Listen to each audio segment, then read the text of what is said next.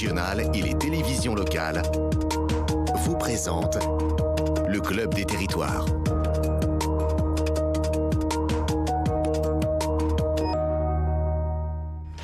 Et avec nous pour ce club, Éric Revel. Bonjour Éric. Merci beaucoup d'être avec nous, directeur de la revue L'Hémicycle. Et Mickaël Darmon. Bonjour Mickaël. Merci également d'être avec nous, éditorialiste politique. On va parler de plusieurs sujets avec vous, de la laïcité. Le Sénat a rendu hier ses conclusions sur les agressions d'enseignants. Un constat alarmant et 38 recommandations. Les leçons de la mort de Samuel Paty ont-elles été tirées? On en parlera avec vous. On parlera de Bruno Le Maire qui défend son plan d'économie devant les sénateurs et serre un peu plus la vis. Après les 10 milliards en 2024, ce sont 20 milliards d'économies qu'il faudra faire en 2025. Et puis on va parler des élections européennes puisque la campagne s'accélère. Le week-end dernier, c'était le RN. Ce week-end, c'est la majorité présidentielle qui lancera sa campagne à Lille. Valérie Ayé peut-elle rattraper son retard sur Jordan Bardella?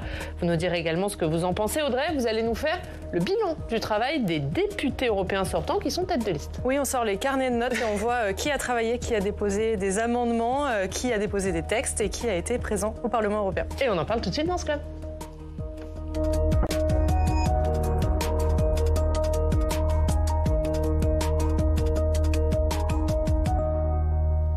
Comme tous les jeudis, page spéciale donc sur les élections européennes avec vous, Audrey. Cette semaine, d'abord le reportage. Vous nous emmenez au Parlement européen, vous allez nous parler de transparence. Oui, un an après le Qatargate, où on a vu des affaires de sacs de cash, d'eurodéputés corrompus au profit du Qatar, le Parlement a décidé de se réformer. Ça s'est passé l'an dernier avec Jonathan Dupriez. On est allé voir ce qui se passait, ce qui avait changé et comment ça se passait maintenant au Parlement européen. Décembre 2022, une onde de choc déferle sur le Parlement européen. Le Qatar aurait corrompu plusieurs eurodéputés de premier plan en leur versant des millions d'euros en liquide pour tenter d'influer sur la politique de l'UE. Cet immense scandale pousse l'institution à se doter de nouvelles règles de transparence. Gwendoline Delbos-Corfield, en pointe sur le sujet, nous résume les principales avancées. Aujourd'hui, on fera une déclaration d'intérêt de patrimoine quand on arrive dans le Parlement, on en fera une autre à la sortie et on verra bien la différence. On a beaucoup ajouté sur l'obligation des parlementaires de tenir au courant publiquement des rencontres qu'ils font, des lobbies qu'ils rencontrent, etc. Donc on a avancé dans les questions de transparence et on a aujourd'hui des règles qui disent que si on a un clair conflit d'intérêts sur un dossier, on ne peut pas en être en charge politiquement. Mais pour beaucoup, ces mesures ont été prises à la hâte et certaines seraient même contre-productives. Pour Arnaud Danjean, cette transparence à tout prix risque de jeter l'opprobre sur les parlementaires. Tout contribue à porter la suspicion sur des élus, alors même que l'interaction avec des diplomates, avec des lobbies, avec des entreprises, avec des milieux socio-professionnels, c'est la base de notre métier. Je sais particulièrement quand je reçois un diplomate d'un pays qui va me vendre la soupe de son pays. C'est normal, c'est son job, il est payé pour ça. À moi de prendre les infos qu'il me donne avec la circonspection, avec la prudence et avec le discernement nécessaire. Pour les observateurs, l'intention de Bruxelles est louable, mais il reste de nombreux angles morts. Les eurodéputés, qui se régulent eux-mêmes, sont encore réticents à aller plus loin, notamment sur le contrôle des ONG. À l'origine du Qatargate, il y a une fausse ONG, un faux nez, Fight Impunity, qui en fait s'est servi du prétexte des droits de l'homme pour faire de l'entrisme. Et dans la réforme, il n'y a rien sur le contrôle des ONG, parce qu'on considère que la société civile a besoin d'être représentée et qu'elle est par définition vertueuse. On n'a pas voulu rentrer dans le débat de la vérification des fonds et de qui était derrière les ONG. D'autres questions demeurent, notamment sur l'enveloppe de 5 000 € mensuels allouée à chaque parlementaire européen pour ses frais généraux. Une somme dont l'élu dispose à sa guise, sans presque aucun contrôle. Éric Revel, cette question de la... C'est pas mal, 5 000 € par mois ça vous fait envie, ça de notes de frais sans vraiment de contrôle, c'est ça qui est bien le sujet. Ouais. Non, mais est-ce que cette question de la transparence, justement, elle est importante pour recréer ce lien entre les Français et les politiques et pour éviter de jeter l'opprobre sur ces politiques? Bah oui, il faut de la transparence partout. On parlait aussi du déontologue à l'Assemblée nationale qui a rendu son rapport sur les cadeaux de plus de 150 €, je crois, que vous êtes obligé de déclarer quand vous êtes député. Évidemment, alors Je ne suis pas certain que ça suffira à réconcilier totalement les Français avec la politique.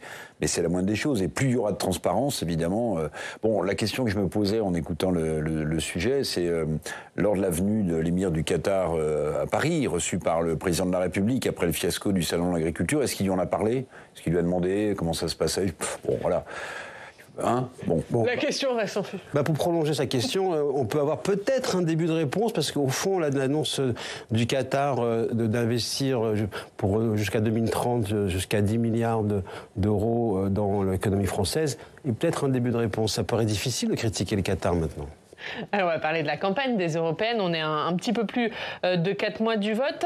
Et oui, on est à 4 mois du vote, c'est ça. Et la campagne va s'accélérer, puisque le week-end dernier, c'est Jordan Bardella qui a lancé sa campagne du côté de Marseille. Samedi, c'est la majorité présidentielle qui va lancer la campagne de Valérie Hayé. Ce sera du côté de Lille. Est-ce qu'elle est à même de rattraper son retard sur Jordan Bardella, où l'élection est un peu déjà faite, Éric Revel? Vous avez une partie de la réponse, je pense, dans la mise sous tension que le président de la République met en ce moment sur le dossier ukrainien. C'est peut-être une partie de la réponse. Évidemment, le chef de l'État, c'est des choses que nous ne savons pas.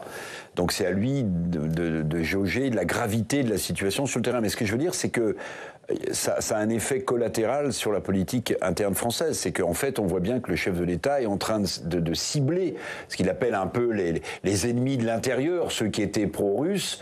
Et évidemment, regardez la déclaration qu'il a faite au Conseil des ministres en demandant, voilà, les nationalistes, et là maintenant ils sont sur la défaite de la rue. Bon, donc on voit bien en fait qu'il y a aussi cette dimension de politique interne. Alors, je ne vais pas penser que le chef de l'État a un cynisme politique qui va jusque-là, mais évidemment, ça sert. Maintenant, il y a 10 points d'écart dans les sondages, quand même. L'incarnation, ça compte aussi quand vous êtes une tête de liste. C'est pas faire offense à Mme Hayé que de remarquer qu'elle n'a pas une incarnation très forte, même si l'une de ses grandes médailles accrochées au revers de son veston, quand elle la porte, c'est de dire mes grands-parents, mes parents sont agriculteurs, donc je connais... Bon, 10 points, c'est compliqué. Oui, d'autant plus qu'on sait que les Français prennent les élections européennes pour une sorte de sondage grandeur nature sur ce qu'ils pensent en réalité de l'exécutif. Et que le fait que Gabriel Attal et Emmanuel Macron soient fortement impliqués dans la campagne va forcément déterminer une partie du comportement des électeurs. C'est-à-dire que c'est une élection de mi-mandat plus qu'une élection de toute façon, européenne, même si le pouvoir contredit en permanence cette démarche, les Français le captent ainsi, ce sont les élections de mi-mandat, c'est la bascule du quinquennat, après ce seront les élections locales, puis l'élection présidentielle. Donc oui, c'est certes, la tête de liste peut évidemment légitimement se prévaloir de ses convictions européennes et ses racines agricoles, ça ne fera pas le vote. Et c'est un peu le jeu que joue le Rassemblement national pour éviter d'avoir à parler de son bilan, on va en parler tout à l'heure, d'en faire une élection de mi-mandat, un vote pour ou contre Emmanuel Macron. C'est vraiment ce qui revient pour éviter justement d'avoir à parler du bilan du Rassemblement national au Parlement européen qui est très très léger. On va y venir dans 2 secondes. Ça profite à qui d'en faire une élection de mi-mandat, Éric Revel? Au Rassemblement national. Parce qu'Emmanuel Macron, il joue aussi un peu ce duel. Il a dit il y a quelques jours dans le Figaro. Il l'a installé en nommant Gabriel Attal, qui est, à bien des égards, l'alter ego en termes d'âge, même si Bardella est un peu plus jeune. Vous voyez, alors donc bien sûr que le président de la République a installé, enfin il le sait, en installant ce duel, il installe le duel Renaissance, parti présidentiel RN, avec quand même un danger politique à plus long terme, c'est que en fait, quand vous nommez un Premier ministre qui a 34 ans, vous légitimez le fait que quelqu'un qui a 28 ans aujourd'hui, Bardella, puisse être le Premier ministre de Marine Le Pen, élu en 2027. En fait, vous crédibilisez la démarche à l'insu de votre plein gré. Ouais, il a un peu réinstallé dans le Figaro il y a quelques jours. Il disait c'est un peu l'élection de ceux qui veulent plus d'Europe, la réformer, mais en défendant l'Europe, contre ceux qui veulent le Frexit. Ça peut profiter à la majorité présidentielle d'installer ça? Assez peu. D'autant plus qu'aujourd'hui, il est bien clair que le RN ne veut plus le Frexit. Donc ça, c'est un argument un peu spécieux. En revanche, je trouve que cette élection, elle va aussi servir de clarification pour deux camps. Le LR, on verra si effectivement le grand remplacement de LR par le RN s'accentue, s'accélère. Et puis surtout, également, on va regarder ce qui se passe à gauche. Parce que ça va être l'acte de décès très officiel de la NUPES. avec les résultats. Ça va être très certainement l'ambiancement d'un nouvel espace politique porté par Glucksmann, qui porte les espoirs de la gauche non mélenchoniste, qui va certainement ensuite s'activer et s'organiser pour la campagne présidentielle. On entend les frémissements du côté d'un certain François Hollande, hein, qui regarde ça avec beaucoup d'intérêt, alors qu'en 2019, il critiquait l'arrivée de Glucksmann. Maintenant, il considère que c'est un espoir. Donc, c'est aussi un moment de clarification pour l'ensemble du paysage politique qui, au sortir des élections européennes, sera sur la ligne de départ, puisqu'on sera en pleine période olympique, pour pouvoir justement se préparer au rapport de force de la présidentielle. Deux choses, si vous me le permettez, sur LR et sur Glucksmann. La première, ce que Michaël Darmon appelle avec beaucoup de malice le grand remplacement des LR par le RN. Il y a un autre sujet pour les LR, au-delà du score qu'ils vont réaliser. C'est que Laurent Wauquiez, qui s'est mis en retrait volontaire depuis tant de mois, qui pensait ne pas avoir à assumer un éventuel échec des LR aux européennes, si c'est plus qu'un échec, alors je vois pas comment il peut se présenter sous l'étiquette LR. Ce qui devait lui servir d'explication risque de devenir un trou façon oubliette. Et puis un mot sur Glucksmann. Moi je pense qu'il va faire un score, Glucksmann. Je vais vous dire pourquoi. Parce qu'il risque d'attirer à lui 3 flux d'électeurs potentiels. 1, ceux qui trouvent que Mélenchon à gauche en fait trop. 2, ceux qui à gauche dans la majorité présidentielle sont déçus par les dernières déclarations, et on parlera tout à l'heure du budget de rigueur de Le Maire. Et puis 3, les écologistes qui disent mais la liste de toute façon elle est dans les choux, autant voter utile. Donc ces 3 flux peuvent peut-être donner 10 points, peut-être plus, à mon sens, à la liste de Glucksmann. Et parmi les têtes de liste, il y a beaucoup qui sont des eurodéputés sortants. Dressez-leur de votre carnet de notes. Vous avez pu dresser leur bilan au Parlement depuis 5 ans. Est-ce qu'ils sont assidus? Alors, sur le papier, oui. Ils ont tous un niveau de présence de plus de 90%. Mais en fait, c'est facile parce que c'est le vote, la présence en plénière, qui est comptée. Donc, en gros, vous devez être là à midi à Strasbourg 3 jours par mois. C'est pas non plus une grande difficulté. Et puis, vous avez aussi une motivation financière parce qu'en cas d'absence répétée, vous payez une amende, 2 500 € chaque année si vous n'avez pas assisté à au moins la moitié des plénières. En fait, ce qu'il faut regarder, c'est le travail parlementaire de l'eurodéputé et notamment les rapports dont il a été en charge. Ça, c'est énormément de travail, ça prend de très longs mois. Alors vous le voyez, ça n'a pas été facile, mais j'ai été chercher du côté donc des têtes de liste qui sont des eurodéputés sortants. On n'a rien du côté de Jordan Bardella ou de Raphaël Glucksmann, aucun rapport. François-Xavier Bellamy pour les LR en a produit 2, Marie Toussaint pour les écologistes 3, Manon Aubry LFI 5 et c'est Valérie Ayé, la candidate Renaissance qui est la meilleure élève. 12 rapports. Alors pour nuancer, sachez aussi qu'on peut être au Parlement européen shadow rapporteur. En fait, ça veut dire que vous négociez au nom de votre groupe. Ça aussi, ça prend du temps. Jordan Bardella l'a fait 1 fois, Raphaël Glucksmann 3 fois. Pour savoir si un eurodéputé travaille, vous pouvez aussi regarder le nombre d'amendements qu'il ou elle a déposés pour modifier un texte. Et là encore, c'est très parlant. Plus de 1000 pour Valérie Ayé, Raphaël Glucksmann ou François-Xavier Bellamy. 2406 pour Marie Toussaint. 3285 pour Manon Aubry qui sont les plus prolifiques. Et Jordan Bardella, 23. Et puis, j'ai noté le nombre d'interventions en plénière. Là aussi, le candidat RN se rattrape. 74 interventions comme Marie Toussaint. Et c'est encore Manon Aubry qui intervient le plus. 165 prises de parole en 5 ans. Et puis, tout petit détail pour votre bonne information. Sachez qu'il y a beaucoup d'eurodéputés qui mettent en avant les questions écrites qu'ils ont faites. Ça permet de gonfler les statistiques. Mais ça prend quand même beaucoup moins de temps que d'être rapporteur sur un texte. Donc, il faut faire attention avec ces chiffres. Ouais, on voit. Merci pour ces chiffres. Ça n'a pas été facile, non, Audrey. C'était assez dur. On le voit, c'est vrai qu'il y a beaucoup de critiques de ses concurrents sur Jordan Bardella qui est peu assidu et qui fait peu de travail parlementaire. Bon, là, les chiffres d'Audrey le montrent. Est-ce que ça peut vraiment jouer dans le vote des Français ? Non, parce que il y a, à mon sens, parce que il y a un gros problème, je dirais, de perception de ce mandat vis-à-vis des Français qui ont compris que c'est une position politique, mais dont ils ne perçoivent pas la réalité sur le terrain, qu'ils ne voient pas en quoi un député européen leur apporte quelque chose, change leur vie. On voit bien la difficulté qu'ont eu les députés depuis 2017, notamment la majorité, à incarner leurs fonctions sur le territoire national. Donc un député européen, c'est encore plus lointain, je pense, dans la perception des Français, ce qui explique aussi pourquoi cette élection est transformée en sondage grandeur nature pour les questions intérieures. Oui, non, je partage ta vie. Je pense que ça ne pèsera pas du tout pour une raison très simple, c'est que les élections européennes, il ne faut jamais l'oublier, sont des élections atypiques. Hein. Souvenez-vous, pour les plus anciens dont je fais donc partie sur ce plateau, qu'il y a quelques années, la liste Pasqua-De Villiers aux européennes avait devancé celle de Nicolas Sarkozy aux élections européennes. Donc c'est une élection des fouloirs, mais surtout, je pense que là, ça va se traduire, ces élections européennes, comme une sorte de référendum anti- ou pro-politique menée par Emmanuel Macron. En fait, c'est ça. C'est la seule élection d'envergure nationale du deuxième quinquennat du président de la République. Donc en fait, ça va servir à ça. C'est un référendum pour ou contre les politiques suivies par Emmanuel Macron, et non pas sur l'assiduité, malheureusement. L'assiduité, le nombre de rapports ou d'amendements déposés. Et avec un paradoxe, c'est qu'on focalise énormément effectivement sur cette élection parce qu'on considère qu'elle crée, et on l'a évoqué tout à l'heure, qu'elle montre il y a des rapports de force nationaux, mais en réalité il n'y a jamais eu de transfert du résultat des élections européennes sur ensuite les élections nationales.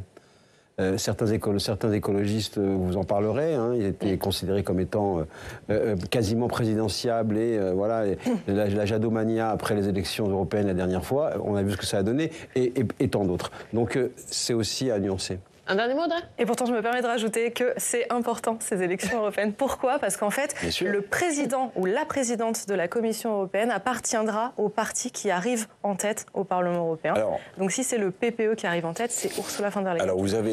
Alors vous avez tout à fait raison, mais ce qui risque de se passer en France avec ce qu'on appelle la vague populiste va se passer dans d'autres pays européens. Et souvenez-vous que Mme von der Leyen, si ma mémoire est bonne, avait été élue avec 9 voix. 9 voix d'avance. C'était très limité. Voilà. Ouais. Donc là, ça veut dire qu'elle est candidate à sa propre succession, mais à mon avis, c'est loin, très très loin d'être joué d'avance. Et pour inverser même la remarque, ce à quoi on assiste en Europe, ce à quoi on assiste en Europe, va-t-il se passer en France ? Parce qu'en Europe, on voit une articulation déjà quasiment installée de partis centre-droit avec de partis populistes qui gouvernent sans qu'il y ait des révolutions mondiales. Est-ce que la France va rester dans une exception ou va-t-elle rejoindre cette mécanique européenne du populisme intégré au pouvoir ? Et on en parlera un page spéciale européenne, ce sera tous les jeudis avec vous, Audrey. Et à noter que jeudi prochain aura lieu le premier débat de cette campagne des européennes avec les têtes de liste. Ce sera à suivre sur notre antenne à partir de 17h avec le groupe EBRA. On va parler de ce qui se passe au Sénat et des questions de laïcité. Comment mieux protéger les enseignants face aux menaces et agressions ? Hier, le Sénat a rendu les conclusions de sa commission d'enquête lancée en réponse à la demande de la famille de Samuel Paty. Le Sénat pointe la terrible solitude des enseignants et fait 38 recommandations. Mathias Arez. Après 9 mois de travaux, d'auditions, la commission Paty portant sur les menaces et agressions contre les enseignants a rendu ce mercredi ses conclusions. Un des constats qui m'a marqué le plus, et qui nous a marqué le plus, c'est celui de la terrible solitude vécue par les membres du personnel éducatif face à un quotidien marqué par les tensions et par les conflits. Ce n'est pas secondaire et ce n'est pas ponctuel. On a le sentiment réel, je parle sous le contrôle du président Lafont, que cela devient systémique. Et aucun établissement n'est protégé. Insultes misogynes, contestations, menaces et agressions physiques. Face à un constat implacable, les sénateurs tirent la sonnette d'alarme. Nous estimons donc qu'il est urgent de passer d'une position défensive à une promotion de la laïcité par l'intermédiaire d'une démarche proactive. C'est tout le sens des 38 recommandations que nous avons formulées. Parmi ces recommandations, la Commission suggère d'instaurer tous les ans en octobre un hommage aux enseignants assassinés, de mieux préparer les agents de l'éducation nationale aux situations de tension ou encore de généraliser les moyens d'alerte directe entre un établissement scolaire et les commissariats. En parallèle, le Sénat a dévoilé ce mercredi un sondage sur le rapport des Français à la laïcité. Il y a selon moi 3 enseignements. Le premier concerne nos compatriotes de confession musulmane qui sont plus dubitatifs sur le concept de laïcité. Nous devons aussi faire un travail en direction des jeunes. Il nous faut leur rappeler que ce n'est pas un concept du passé, mais une condition du vivre ensemble. Le troisième défi concerne la différence d'application de la laïcité entre le public et le privé. La laïcité doit être au-dessus de tout. Gérard Larcher appelle à présent l'exécutif à se saisir de ces recommandations du Sénat et à placer l'école au rang de priorité de la nation. La terrible solitude des enseignants, c'est ce que dit le rapport du Sénat, Michaël Darmon, face à ces menaces sur la laïcité et aux agressions dont ils sont victimes. Est-ce que ça veut dire que les leçons de l'assassinat de Samuel Paty n'ont pas encore été tirées ? Les leçons sur le plan institutionnel sont tirées, on le voit. Il y a des réflexions qui existent au niveau de l'institution du monde scolaire. Il y a des référents laïcité, des brigades, il y a toute une série maintenant de systèmes d'alerte. Le problème n'est pas tant, je pense, la mécanique et l'ingénierie pour faire la promotion de la laïcité. C'est le rapport, et ce sondage le montre très bien, c'est le rapport au principe lui-même qui, au sein de la société française, parmi la jeune génération, et en particulier tel qu'on le comprend, parmi les jeunes musulmans, est battu en brèche. C'est ça le problème. C'est pas tant la laïcité doit être au-dessus de tout, c'est qu'il faut expliquer, essayer de trouver les moyens de convaincre, parce que manifestement, les mots, je regardais un peu la phraséologie même de la laïcité n'est pas comprise par la société. Ce sont des mots qui ne sont plus opérants, qui n'impriment plus. Donc de ce point de vue-là, il faut d'urgence trouver un nouveau code, ou en tout cas un nouveau langage pour faire passer cette idée quand même, bien sûr, de la condition de vivre ensemble, parce que c'est, au fond, on vit les bons côtés de la laïcité sans le savoir en France. Quand on regarde ce qui s'est passé, par exemple, ce qui se passe dans différents pays depuis le 7 octobre, depuis la guerre entre le Hamas et Israël, dans des pays voisins, comme par exemple en Grande-Bretagne, la laïcité en France permet de réguler, de juguler et de cadrer quand même les choses, et on comprend qu'il y a quand même une sérénité plus importante malgré les quelques manifestations qu'il y a eu. Ça n'a rien à voir avec ce qui peut exister dans d'autres pays. Donc la laïcité est ancrée, elle n'est plus expliquée, et ce ne sont pas les codes anciens qui vont réussir à convaincre la jeunesse. Et d'où la demande du Sénat, Éric Revel, est-ce qu'il faut une promotion plus active de la laïcité, une démarche plus active? Il y a trop de passivité? Oui, alors d'abord, je voudrais dire que je partage le point de vue du président Larcher sur ses conclusions. Maintenant, j'ai pas lu le rapport, je ne vais pas vous le cacher, mais par exemple, j'aurais aimé savoir si parmi les atteintes à la laïcité, on a toujours un nombre important, moyennement important ou pas important, de jeunes filles qui veulent venir voiler dans un établissement de la République, ou de jeunes garçons musulmans qui veulent porter du camis. Ça m'aurait intéressé, parce que Gabriel Attal avait fait des grandes déclarations quand il était ministre de l'Éducation nationale. En disant que c'était plus un problème. Voilà, ça lui avait servi d'un formidable tremplin politique qui l'a mené jusqu'à Matignon. Mais concrètement, il y a encore des attaques, des menaces qui sont liées au port du voile ou au port du camis. Ça, c'est un vrai sujet. Et puis, pardon, mais l'une des raisons aussi pour lesquelles la laïcité est en difficulté, bon, l'autorité des profs s'est effondrée comme d'autres, mais il y a aussi le fait qu'on n'explique plus l'histoire du pays. On n'explique plus d'où vient la laïcité. En fait, on a effacé, d'une certaine manière, ce que certains, avec des guillemets, appellent le roman national. Si on n'est plus capable de resituer d'où vient la République française, ce qu'elle a fait, pourquoi l'école de la République est importante pour former non seulement les élites, mais les citoyens de demain, mais en fait, vous gommez toute une panoplie d'aides aux enseignants qui, à mon avis, est incontournable. Or, ça, en fait, regardez bien, les grands moments historiques du pays, on ne les fête pas. Il y a plein de pays où on est fier d'avoir telle histoire. Voilà, on peut enseigner les zones d'ombre de notre histoire, mais je trouve, et j'emploie le mot à dessein, qu'on n'enseigne plus les zones de lumière de notre pays, plus suffisamment. Donc en fait, cette laïcité, c'est un mot qui a la raison, qui n'a plus de sens pour les jeunes générations. Et c'est vrai que le rapport au temps long a déconstruit aussi ce rapport. Moi, je ne prendrai pas de guillemets. Je dis, le roman national, il est structurant, et il est justement celui qui déstructure la société française depuis longtemps. Vous savez, on n'a pas expliqué aux Français que le passage à l'euro, c'était abandonner le franc. Le franc est la seule monnaie qui avait le nom du pays en France. Et donc, pour les Français, abandonner le franc, passer à l'euro, ça a été abandonner la France. Aucune explication n'a été faite de ce point de vue-là. On a laissé tomber le service militaire. On ne fait plus d'instruction civique à l'école. Il ne faut pas s'étonner que la jeune génération ensuite aille prendre ailleurs des références et dire mais moi je considère que voilà on est dans un monde globalisé et que au fond cette laïcité à la française elle n'a pas lieu d'être. Donc il faut aussi que, je veux bien qu'on fasse des alertes et des réunions d'urgence de la part des grandes institutions, mais il faut aussi balayer dans sa porte et savoir et avoir en tête les conséquences des décisions qui ont été prises. Allez, autre actualité hier au Sénat, c'est le serrage de vis du gouvernement. Après les 10 milliards d'économies annoncées cette année, le gouvernement a annoncé hier 20 milliards pour l'année prochaine. Les deux ministres, Bruno Le Maire et Thomas Cazenave, se sont expliqués devant les sénateurs. Aurélien Romano.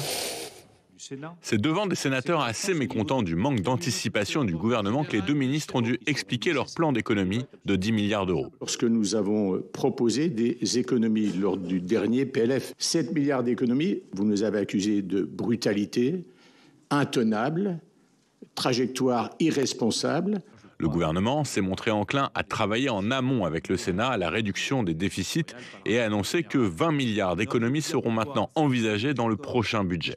Dès 2025, nous avons des économies à faire, des efforts à faire qui sont automatiquement revus à la hausse et on est plus proche des 20 milliards d'euros, comme vous l'avez calculé par vous-même, Monsieur le Président Raynal, que des 12 milliards. Pour trouver ces économies, les débats vont être intenses. L'audition d'hier a déjà vu certaines passes d'armes, notamment sur le sujet des transports médicaux. Au Sénat, le gouvernement voulait aussi faire passer un message aux collectivités. L'effort d'économie doit être partagé. On ne peut pas dire qu'il y a le méchant État d'un côté et les gentilles collectivités locales de l'autre. Oui, les collectivités locales augmentent leurs dépenses et l'État compense, soit par des subventions directes, soit par des taxes affectées dont la TVA, dont les recettes ne cessent de diminuer pour l'État au profit des collectivités locales. Donc oui, tout le monde devra participer. Bruno Le Maire s'est dit aussi ouvert au débat sur la suppression des strates locales, qui présentent d'après lui un coût vertigineux. Éric Revel, est-ce qu'on est dans un tournant de la rigueur? Ah bah écoutez, moi j'ai lu avec beaucoup d'intérêt, bon j'ai pas écouté le ministre, mais j'ai lu avec beaucoup d'intérêt la longue interview qu'il a donnée au journal Le Monde et je pense qu'il y a un avant et un après cette interview. Alors vous pouvez sinon appeler ça de l'austérité, en tout cas le quoi qu'il en coûte c'est fini, il faut payer l'addition cash maintenant et je vais vous dire ce qui m'a frappé, c'est qu'au moment où l'interview est publiée dans Le Monde et le moment où Thomas Cazenave, le ministre du Budget, prend la parole, on reprend 8 milliards de plus d'économies. Bruno Le Maire ne parle que de 12 milliards pour 2025 et on parle de 20 milliards là. Donc c'est un changement de pied de ton. Donc je vais vous dire, il y a un sentiment un peu de panique quand même. Alors il y a plusieurs raisons. Il y a le fait que les rentrées fiscales ont été moins importantes en 2023, alors que, pardon, mais l'inflation, avec notamment les rentrées de TVA qui sont calculées sur les prix, aurait dû générer beaucoup plus de recettes pour l'État. En fait, les Français ont moins consommé. Les Français se sont appauvris. Donc là, on est devant une cure d'austérité qui cache son nom, mais qui va être très très profonde. Et je pense que dans le viseur, même si ça coûte 850 milliards d'euros par an au budget de l'État, c'est-à-dire 33% du PIB, le modèle social français, qu'on soit pour, qu'on soit contre, est en fait dans le viseur. Et là, vous le dites dans le sujet, le transport sanitaire, c'est presque 6 milliards d'euros par an. Ben, visiblement, l'État veut s'y attaquer. Comme d'ailleurs, dans cette interview, il dit un truc absolument hallucinant, le ministre des Finances. Il dit « Je veux que de manière définitive, l'assurance chômage soit gérée par l'État ».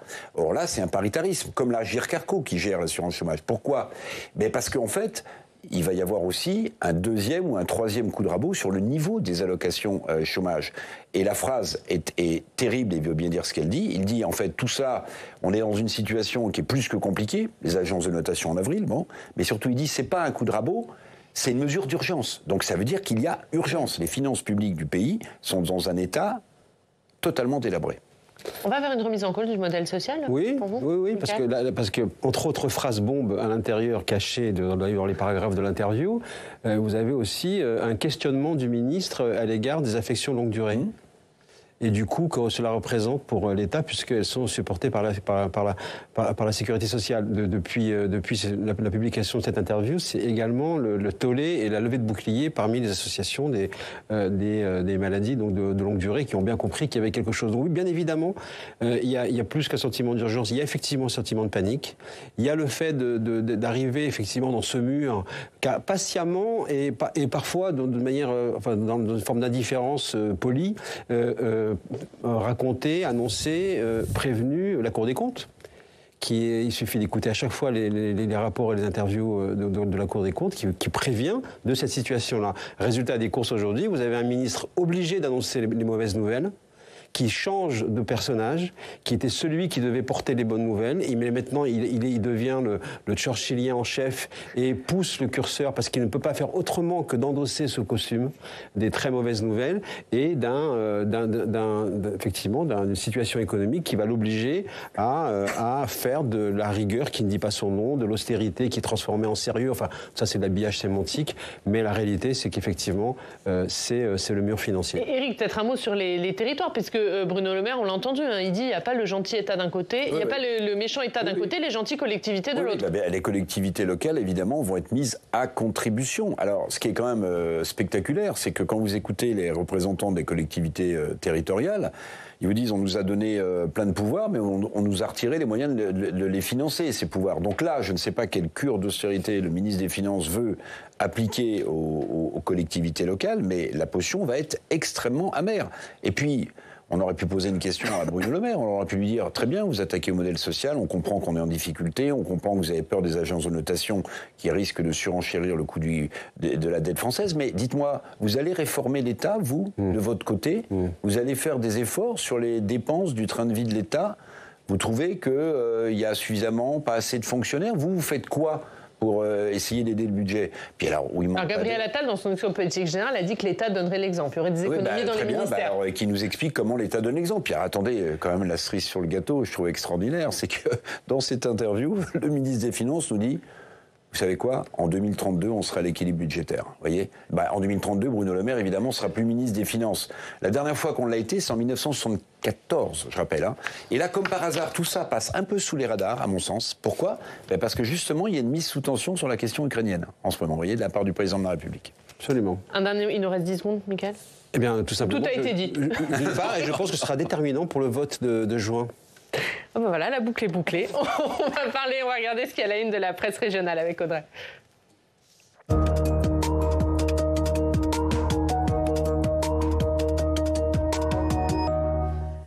Et Audrey, ça fait déjà 10 ans que le vol MH370 a disparu.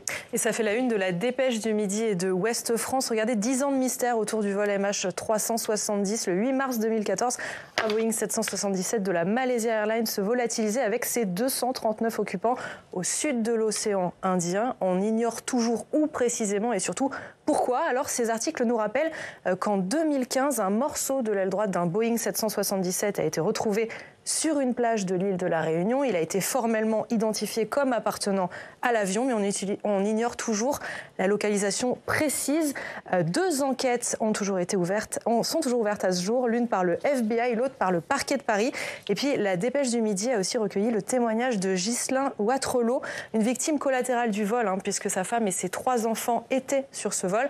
Depuis la disparition, il est extrêmement investi pour connaître l'histoire derrière ce qu'il appelle une affaire d'État, Oriane. Notre santé fait aussi la une de l'actualité. Oui, 3 angles différents selon les quotidiens. Paris-Normandie s'intéresse aux urgences de nuit, notamment à celle de Saint-Julien, c'est près de Rouen, qui pourrait fermer et être rapatriée dans un autre établissement faute de personnel. Les élus montent au créneau.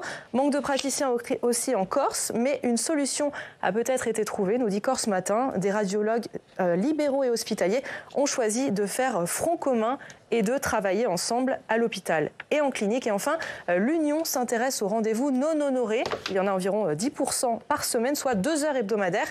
Le gouvernement prévoit de sanctionner ces poseurs de lapins.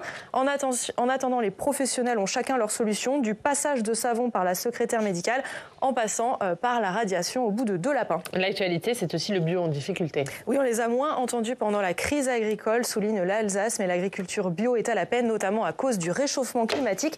Le journal est allé interviewer un arboriculteur qui a déployé tout un arsenal, 300 chaufferettes pour protéger les boutons floraux du gel. Et puis je termine par un portrait émouvant, c'est pas souvent, c'est en une de l'Ardennais qui met en lumière un habitant de Charleville-Mézières, Dominique Geoffroy, alias Pépito. C'est la mascotte du quartier populaire de la Ronde Couture.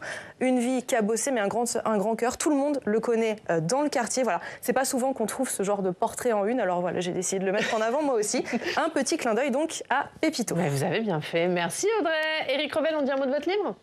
Ah bah si vous voulez. Ah bah allez-y. Le tirailleur inconnu. Oui, le tirailleur inconnu qui vaut beaucoup de papier dans la presse.